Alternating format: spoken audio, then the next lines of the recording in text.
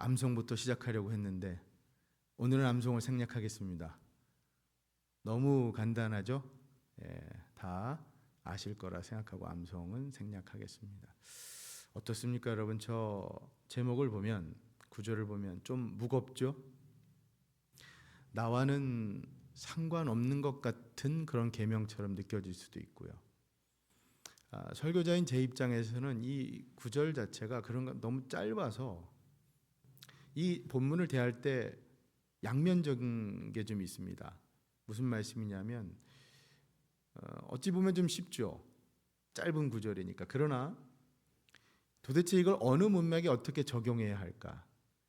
자유롭게 적용할 수도 있겠지만 이것을 어떻게 해석하고 적용해야 할지가 오히려 더 막막하게 느껴질 수도 있습니다. 저는 일단 6계명, 그래서 이 계명의 강조점, 중요성부터 오늘 여러분과 좀 시작해 보려고 합니다. 6계명은 왜 중요한가? 6계명이 왜 우리에게 필요한가? 살인하지 말라는 계명이 오늘 우리에게 꼭 필요한 것일까? 첫째, 이 6계명은 여러분 인간 생명의 신성함을 강조합니다. 그렇기 때문에 이것은 하나님의 영광을 강조합니다. 이게 무슨 말씀이냐? 여러분, 사람의 생명은 참 소중합니다. 이건 두말할 필요가 없죠. 그렇죠? 예수님께서 그 마태복음 16장 26절에서요. 예수님께서도 이렇게 말씀하세요. 사람이 만일 온 천하를 얻고도 제 목숨을 잃으면 무엇이 유익하리요? 기억하시죠? 사람이 무엇을 주고 제 목숨을 바꾸겠느냐? 이처럼 세상의 그 무엇과도 바꿀 수 없는 것이 바로 사람의 목숨이라고 예수님 말씀하시잖아요. 온 천하보다 더 귀한 것이 바로 하나님께서 우리에게 주신 생명입니다. 고귀한 선물이라는 것이죠. 그런데 여러분, 인간의 이 생명의 이 고귀한 가치, 이것이 그렇게 고귀하고 숭고한 것으로 여겨지는 이유는 성경으로 보면 다른 이유가 아니에요. 그것은 우리 인간이 하나님의 형상으로 지어졌기 때문입니다. 쉽게 말해 인간 생명이 귀중한 이유는 우리가 하나님의 형상이기 때문이에요. 그렇기 때문에 귀중하다는 거예요. 창세기 9장 6절 가면 이런 말씀이 있어요.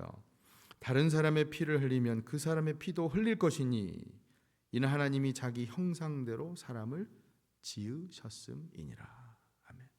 피라고 하는 건 생명 아닙니까? 함부로 생명, 그 피값을 구하고 지불할 수 없는 그 이유는 바로 우리가 하나님의 형상으로 지음받은 존재라고 하는 것이죠. 믿습니까, 여러분? 네. 여러분, 이것이 바로 세상법과 하나님 법의 차이입니다. 세상법, 즉 사회법에서는 여러분 인간의 가치, 생명의 가치가 그 인간 자체로부터 나온다고 설명을 해요. 그래서 인간이 존엄하다고 얘기하죠.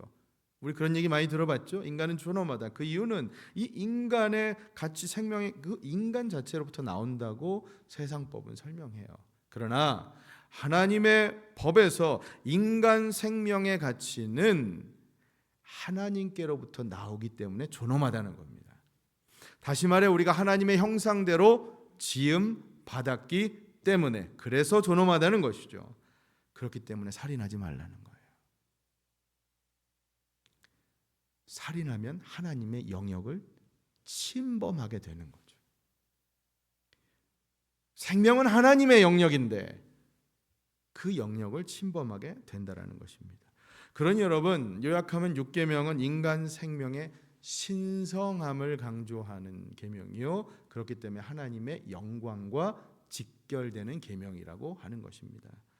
하나님께서 인간을 창조하신 이유, 여러분 여러 가지 이유를 생각하실 수 있을지 모르지만 가장 대표적으로 오늘 우리 이 자리에서처럼 하나님께서 우리를 창조하신 이유는 하나님의 영광을 찬양하고 예배하기 위해서. 믿습니까? 네. 만약 그런데 생명을 빼앗게 되면 우리가 하나님의 영광 찬양하는 것을 도적질하게 되는 거잖아요. 빼앗는 거잖아요. 그러니 살인하지 말라는 것이죠.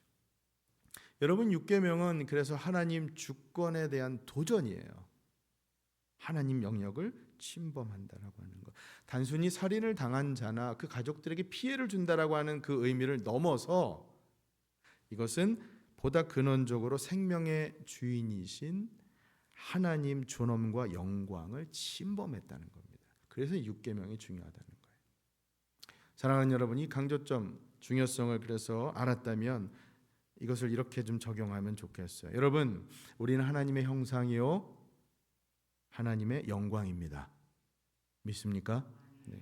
그러니 하나님의 영광 받아 살아가는 여러분과 저에게 그 감격이 늘 충만할 수 있기를 바랍니다.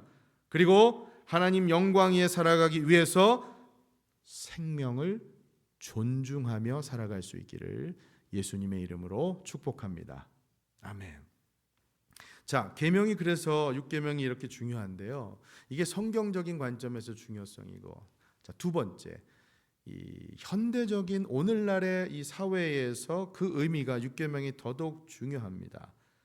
왜냐하면 이 6계명을 어떻게 해석하느냐에 따라서 우리 사회 전반 곳곳에 이 굉장히 중요한 영향력이 행사될 수 있어요. 6계명을 어떻게 보느냐에 따라서 이 주제와 영역이 너무 방대하기 때문에 사실은요 6계명 그걸 다 오늘 주제를 다룰 수가 없고요. 대표적으로 예를 들면 오늘날 사회적으로 많은 이슈가 되고 있는 여러분 낙태 문제. 심지어 이것 때문에 정치적인 성향도 갈라지잖아요. 태아의 생명을 존중해야 된다. 프로-라이프. 아니다. 반대로 태아가 만약에 장애가 있는 경우 그 부모, 산모의 생명이 더 중요한 경우 프로-초이스. 우리 사회 곳곳에 이 문제는 지금 아주 현실적인 문제예요.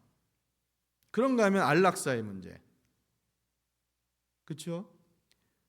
마지막 그 순간 그 생명을 끊을 권리가 사람에게 있느냐. 자살의 문제. 살인하지 말라는 건 고의적으로 결국 내 자신의 생명도 끊게 되면 그건 하지 말아야 될 일 아니냐.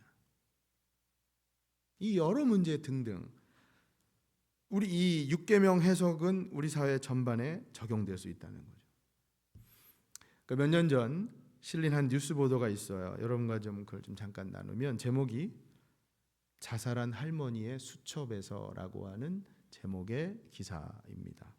자살한 할머니의 수첩에서. 가랑비가 추적 내리던 거리에 갑자기 이 사이렌 소리, 사람들의 비명 소리가 들렸습니다. 나이가 70쯤 되어 보이는 할머니가 고통스러운 표정으로 자살을 했어요. 앰뷸런스가 와서 할머니는 곧 병원으로 실려가고 뒤이어 달려온 경찰들이 이제 사람들을 다 해산시키고 그 자살 원인을 찾아내기 위해서 할머니 아파트로 올라갑니다. 실내는 온갖 고급스러운 도구와 좋은 가구들 장식품으로 그렇게 장식되어 있는 걸로 봐서 못 사신 게 아니에요. 잘 사셨어요. 근데 왠지 썰렁한 기운이 느껴졌습니다. 이 정도 살림으로 보았을 때 경제적인 어려움으로 자살한 것 같진 않고 혹시 건강상의 이유, 불치병 때문일까? 주치의한테 전화했는데 건강도 아무 문제 없었다고 얘기를 합니다. 그렇게 골몰하게 고민하던 경찰관 책상을 뒤져봅니다. 할머니의 작은 수첩 하나가 발견됐어요. 그 수첩을 펼쳐보는 경찰관이 이래서 자살하신 거구나. 혼잣말을 하면서 고개를 끄덕였어요. 할머니의 그 수첩에는 365일 동안 똑같은 글이 이렇게 실려 있었습니다. 오늘도 아무도 나에게 오지 않았음.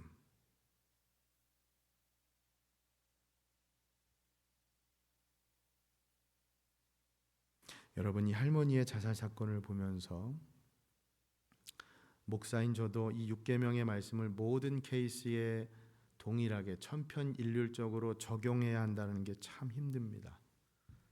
여러분, 생명을 앗아간 행동, 심지어 자살까지도 다 죄입니다.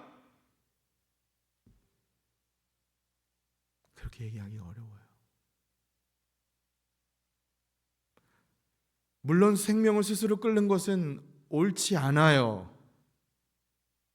그러나 노인이 자살한 것도 문제지만 사회 전체적으로 그걸 방관한 게, 무관심한 게 어쩌면 더 큰 문제, 더 큰 책임 아닙니까? 우리 사랑하는 형제 자매 가운데 혹시 지금 이런 상황에 맞닥뜨린 분이 있는데 내일 아니지 무관심하고 방관하고 있다면 누구의 죄라고 감히 얘기할 수 있겠어요? 여러분, 직접 살인만 죄가 아니라, 그러니까 6계명을 확대 적용하면 간접 살인도 우리의 책임, 우리의 죄라고 할 수 있다는 거예요. 그렇기 때문에 이 6계명의 영역이 우리가 생각하는 것보다 훨씬 더 방대하다는 겁니다. 그렇죠? 자, 여러분, 그렇기 때문에 이 6계명이 중요하다는 거예요. 성경적으로도 그 의미가 그렇고 오늘날 살아가는 우리 현대 사회에 있어서 6계명의 의미는 굉장히 중요합니다. 자, 그렇다면 그 의미가 무엇인가? 6계명이 무엇을 금하고 있고 금하지 않는 것은 무엇인가? 오늘 말씀을 통해서 여러분과 그것을 나눠보겠습니다. 자, 13절 말씀, 오늘 본문인데요. 굳이 읽을 필요가 없을 정도로 짧죠. 히브리어로 두 단어입니다. 앞에는 not, 영어로 얘기하면 do not, 뭐 하지 마라 이런 뜻이고요. 뒤에는 여기서 살인이라고 하는 이제 동사 라차어를 썼는데, 이게 뭐냐하면 본래 산산조각이 되도록 부수다라는 뜻이에요. 일반적으로 부당하거나 불이하게 무고한 생명을 취하는 게 바로 이 뜻이에요. 성경에서 그렇게 쓰였어요, 이 단어가. 오해하면 안 될 것이, 여러분, 이 단어는 단순히 죽이지 말라, 모든 걸 죽이지 말라고 하는 불교식의 살생을 금한다라고 하는 뜻이 아니에요. 불교는 여러분 살생하지 말라고 얘기하지 않습니까? 그 뜻과는 다른 거예요. 만약 이 말을 그렇게 해석하면 여러분, 우리도 스님들처럼, 모든 예수 믿는 사람들도 스님들처럼 채식만 고집하며 살아야 되지 않습니까? 이 말을 살생하지 말라고 들으면.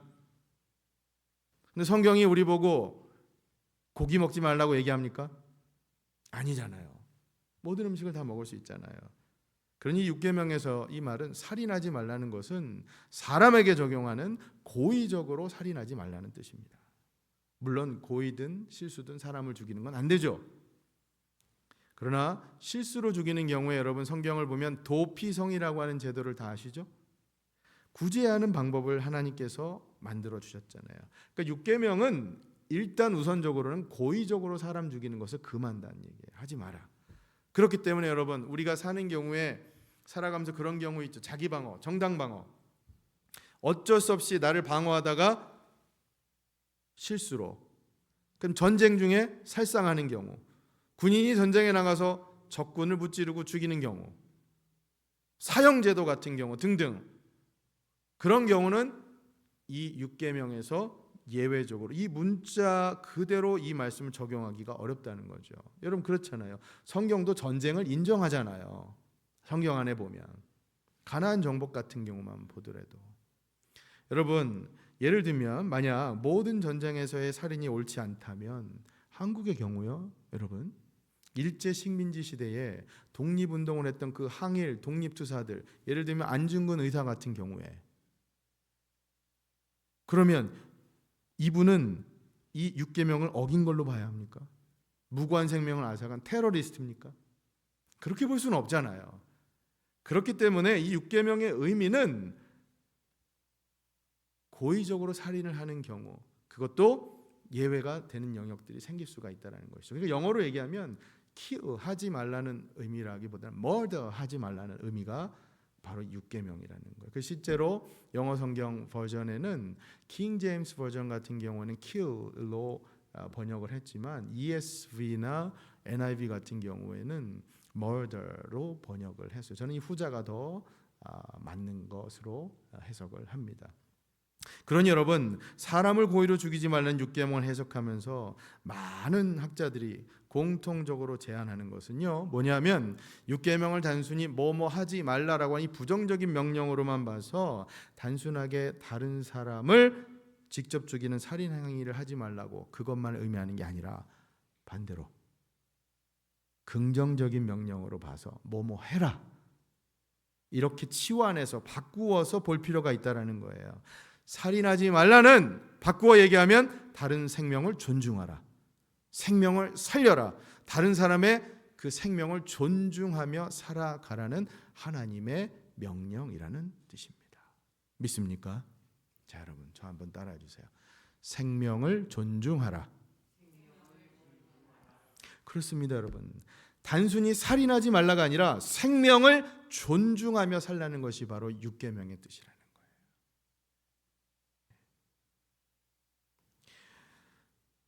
여러분, 제가 잠깐 우리 여자 성도님들 제일 재미없어하는 군대 얘기를 잠깐 할게요. 제가 군대 처음 가서 훈련소를 들어갔는데 거기 교관 하나가요, 훈련병들을 대할 때 죄송하지만 너무나 비인격적으로 훈련병들을 대했어요. 뭐 이름 안 부르는 거, 번호 부르는 거 이건 아무것도 아니에요. 말끝마다 욕을 섞어서 죄송합니다. 삐 처리할 수 있는 그런 말들을 이런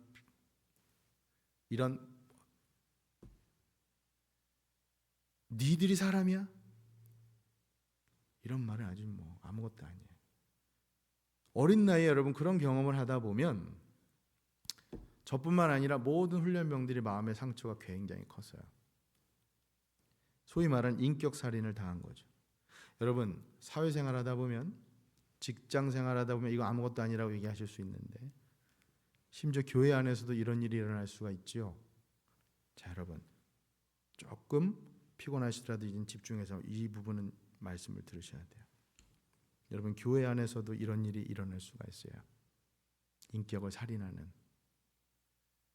혹시 그런 일에 연루된 분 계시다면 지금이라도 반성하십시오. 회개하십시오.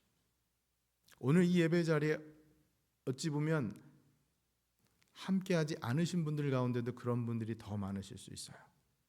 저는 나중에라도 이 설교 말씀을 들으시는 분들 가운데 그런 인격 살인의 일에 연루되신 분들이 있다면 반성하시고 회개하시면 좋겠어요. 앞으로는 여러분 다른 사람의 생명을 죽이는 것, 그건 달리 얘기하면 생명을 존중하며 살라는 말씀이에요. 그 사람의 인격까지도 존중하고 사랑하며 살라는 말씀이에요. 특별히 여러분 교회 안에서 못 배웠다고 괄시하고 가진 거 없다고 차별하고, 주님께서 우리에게 그러시지 않으셨잖아요. 오히려 가난하고 소외된 자들, 그들을 주님께서는 더 사랑으로 대해 주셨잖아요. 그러니 주님께서 우리에게 그러셨듯 우리도 그 사랑 존중하고 사랑하며 살아갈 수 있기를 예수님의 이름으로 축복합니다. 아멘. 이게 바로 육계명의 의미라는 거예요. 자, 그렇다면 예수님께서 어떻게 육계명을 해석하셨을까? 이게 가장 큰 우리의 관심사가 되어야겠죠. 예수님께서 어떻게 해석하셨는가? 자, 예수님께서는요, 여러분, 살인의 행위 그 자체가 그것도 문제지만 그거보다 더 오히려 그 동기, 내면이 더 중요하다고 거기에 주안점을 두셨어요. 육계명을 더 확대 해석하신 것이죠. 예수님께서는 그 살인의 기원, 동기가 더 중요하다고 말씀하세요. 자, 여러분에게 졸음을 깰 수 있는 아주 간단하고 누구나 다 맞출 수 있는 퀴즈 하나를 내보도록 하겠습니다. 자, 여러분 성경에서 최초의 살인이 나오는 장면, 최초의 살인자가 누구이죠? 형제. 창세기에 보면 가인과 아벨. 역시나 잘 맞추셨습니다. 감사합니다.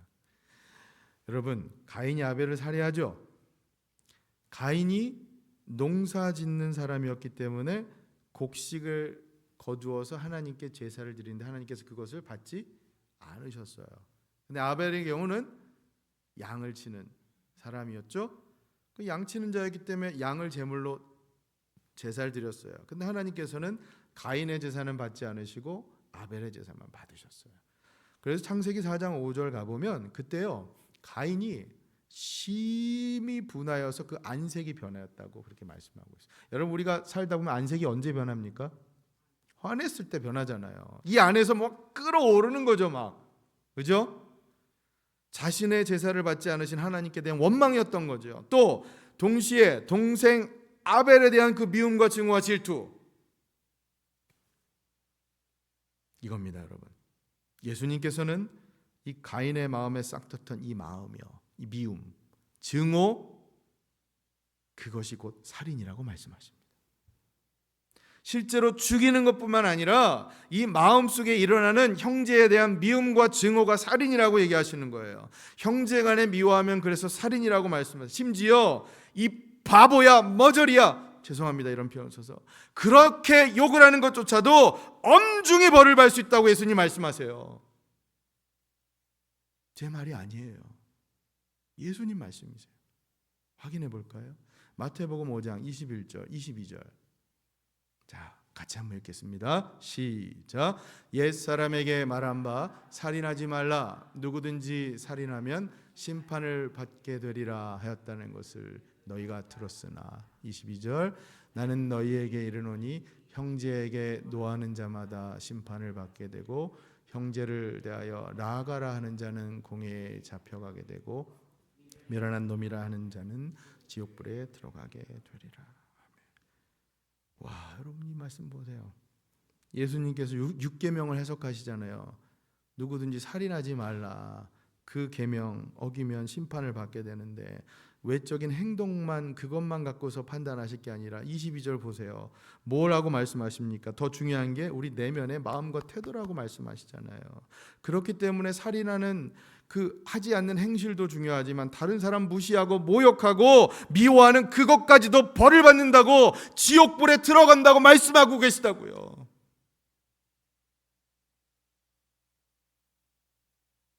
여러분 이 말씀 앞에 우리가 오늘 우리의 모습을 좀 비춰보면 좋겠어요.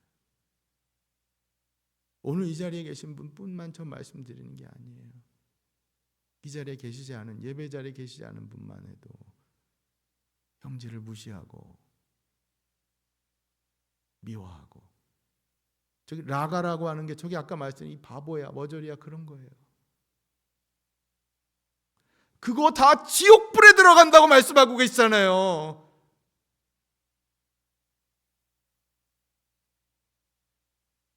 여러분 이거 제 말이 아니에요. 하나님 말씀이에요. 예수님 말씀이에요. 우리 이 말씀 심각하게 받아들여야 되지 않습니까? 우리 얼마나 형제자매들을 욕하고 미워하고 그렇게 살아가는 게 교회 안에서도 오늘날 보여지고 있습니까? 여러분 제발 부디 여러분과 저는 그냥 편안한 대화 가운데도 다른 형제자매 욕하거나 비방하지 않길 바랍니다. 얘기할 수는 있겠죠. 그러나 절대 욕하거나 비방하지 않길 바랍니다.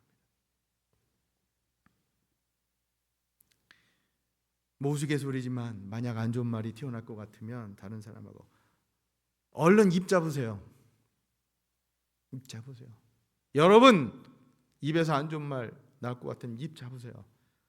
옆에 있는 사람이 안 좋은 말 할 것 같으면 그 사람 입을 잡으면 괜시리 싸움 나니까 그냥 얼른 도망가세요. 전화에 누가 안 좋은 얘기 할 것 같으면 전화 끊으세요. 여러분을 위해서 말씀드리는 거예요. 여기 마태복음 5장 22절 말씀 보세요, 여러분. 나는 너에게 이르노니 형제에게 노하는 자마다 심판을 받게 되고 형제를 대하여 라가라 하는 자는 공회에 잡혀가게 되고 미련한 놈이라 하는 자는 지옥불에 들어가게 되리라. 그 예수님께서 이 말씀을 하시고 사도 요한도 그 말을 듣고 요한일서 3장 15절에서 말씀하잖아요. 여러분 잘 아시는 말씀이잖아요. 그 형제를 미워하는 자마다 살인하는 자니 살인하는 자마다 영생이 그 안에 거하지 아니하는 줄 너희가 아는 바라. 사랑하는 여러분, 미움과 증오가 이렇게 무섭습니다. 미움과 증오 갖고 살인이에요. 사람까지 죽이는. 미움이 분노를 표출하는 것뿐만 아니라 미움이 저주를 뿜어내잖아요. 그렇기 때문에 살인한다고 하는 것. 저도 하나님 앞에 회개합니다. 오늘 이 단위에서 하나님 앞에서 회개합니다. 제 모습 돌아보면서. 한 목사님 우스갯소리로 그래요. 미움이 가끔 축복을 쏟아낼 때도 있다. 어떤 경우냐? 미움이 축복을 쏟아낸다. 에이, 그래 잘 먹고 잘 살아라. 여러분 그게 축복입니까? 저주죠. 그죠? 미움이 저주를 낳고 저주가 살인을 낳는 겁니다. 자, 오늘 이 말씀 이제 마지막으로 이렇게 정리하고 맺으려고 합니다. 근데 여러분 이 말씀 적용하면서 솔직히 이 말씀 어렵습니다. 그렇죠? 이해하기가 어려운 게 아니라 이 말씀 이대로 살아가기가 너무 어렵습니다. 형제를 미워하지 않고 사랑하고 그렇게 살고 싶어요. 그러고 살고 싶어요. 근데 왜 우리의 본성은 저들을 미워하게 될까요? 왜 그 성도, 그 장로님, 그 목사님, 그 사람이 그토록 미울까요? 나도 미움에서 자유롭고 싶어요. 그렇게 살고 싶어요. 그런데 어느새 내 마음에서 일어나는 이 미움과 분노가 나를 지배할 때 보면 이거 너무나 괴롭단 말이에요. 이거 어떻게 해결해야 되냔 말이죠. 사도 바울이 그 로마서 7장에서 토로하잖아요. 뭐라고 얘기합니까? 자기 안에 또 다른 자기가 내가 있다고. 7장 18절부터 제가 읽어볼게요. 내 속 곧 내 육신에 선한 것이 거하지 아니하는 줄 아노니 원함은 내게 있으나 선을 행하는 것은 없노라. 내가 원하는 바 선을 행하지 아니하고 도리어 원하지 아니하는 바 악을 행하는도다. 만일 내가 원하지 아니하는 그것을 하면 이를 행하는 자는 내가 아니요 내 속에 거하는 죄니라. 여러분 이겁니다. 우리 중 누구도 살인하지 말라는 이 계명에서 자유로운 사람이 있을 수가 없어요. 왜냐? 살인하지 말라는 것은요 다른 뜻이 아니에요. 우리의 죄 중에서 가장 극도로 최고로 표출된 행위가 살인이라는 거예요. 쉽게 말하면 살인하지 말라는 건 죄 짓지 말라는 거예요. 그럼 여러분 죄 짓지 않고 살 수 있습니까? 안 되잖아요. 그러면 이 6계명이 우리에게 어떤 의미가 있는 걸까요? 하나님, 우리가 도무지 지킬 수도 없는 계명을 주고서 그래 어디 니네 골탕 먹어봐라 그러면서 이 6계명을 주신 겁니까? 아니잖아요. 분명 우리를 사랑하셔서 너희는 이렇게 살아가라라고 축복의 말씀으로 주신 것인데 그렇다면 이 말씀으로 살아갈 수 있는 해결책은 무엇일까? 사랑하는 여러분, 그것이 바로 십자가입니다. 십자가를 붙드십시오. 예수님, 그분을 붙잡고 사셔야 이 6계명을 지키며 살아갈 수 있음을 믿으시기를 바랍니다. 여러분, 우리 인간 근원의 모든 문제가 바로 죄잖아요. 살인하지 말라는 게 죄 짓지 말라는 거라면 어떻게 우리가 죄 짓지 않고 살 수가 있어요? 다른 방법이 없어요.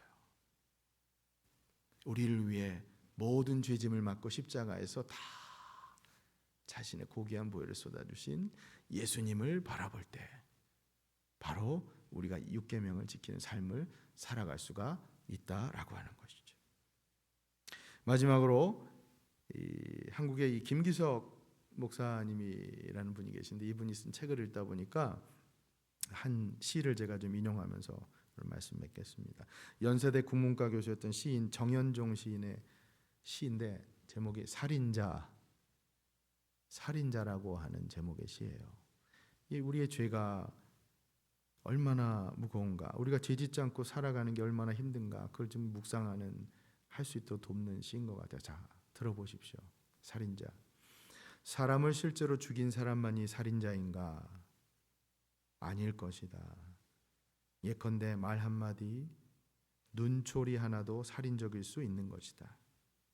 어떤 거짓말은 살인적이고 어떤 진실도 살인적이다.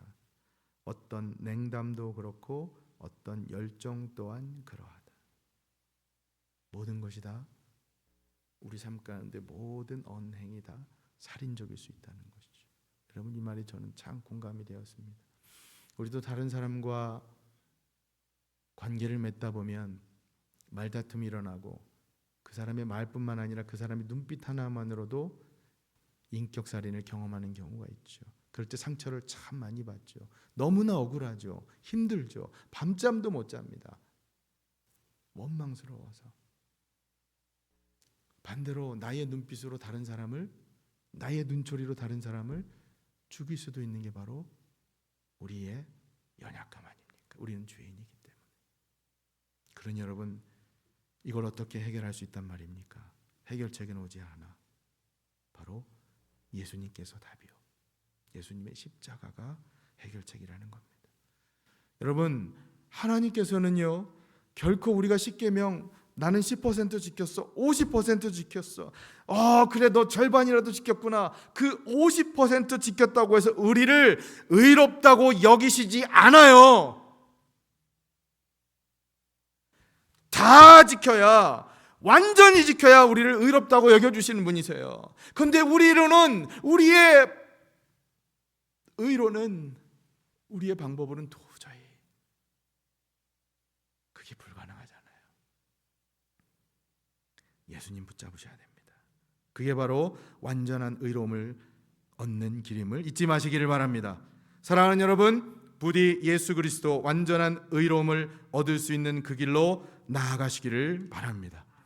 감사하게도요, 우리가 진짜 깨어있고 신실한 신앙을 갖고 계신 분이라면, 여러분, 우리가 그렇다면 성령께서 우리를 가만 놔두지 않아요. 우리 안에 막 미움이 싹 틀려 그러면 성령께서 우리 역사하셔서 그 미움을 사그러뜨려 버리시고 예수님의 십자가가 떠오르게 하신다고요. 십자가에 매달리신 예수님을 보게 하신다고요. 그러면서 그 미움이 다 달아나게 한다고요. 그러면서 이 6계명을 지킬 수 있도록 우리를 이끌어 주신다는 것입니다. 그러니 그 십자가가 우리 인생의 경고등 되어서, 사랑하는 여러분, 그 십자가를 붙들 때, 그 십자가를 다시 한번 바라볼 때 우리 안에 미움 사그러지고 죄를 극복하고 살인하지 말라는 이 계명을 온전히 지키며 살 줄로 믿으시기를 바랍니다. 그럴 때 하나님의 형상이 다시 한번 우리에게 회복되어서 우리가 하나님의 영광을 위해 살아가게 될 줄로 믿습니다. 아멘.